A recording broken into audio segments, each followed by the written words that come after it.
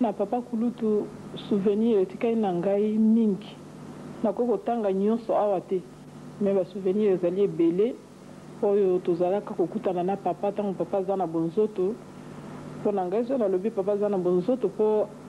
atiki nzoto me ye azali na biso me ntango papa azalaki na bonzoto soki oyo oza na likambo na yo mpasi oye okomi epa na ye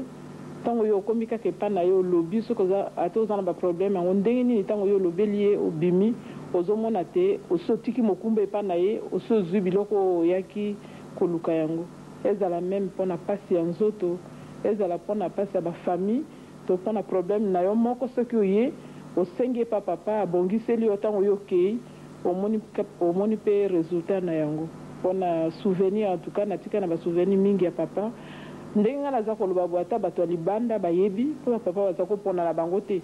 ozala mondimi te soki oye akoyamba yo mpe moto na moto ayebi eloko nini ayaki epa papa kosenga mpe papa abongiselaki yango.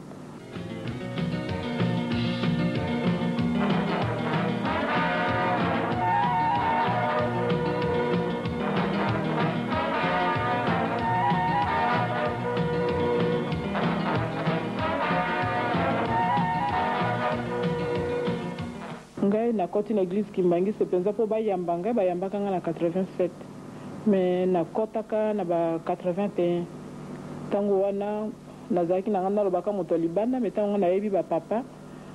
namoni te mosala na bango eza kolakisa nga te bazali banzambe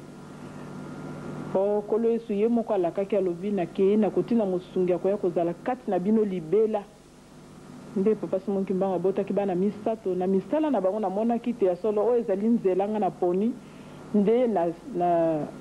na tikaki biloko nyonso ya mokili nalandaki mpe bango ti lelo nazala kaka na nsima na bango soki bakopesa nga makasi ti liwa na nga na kolanda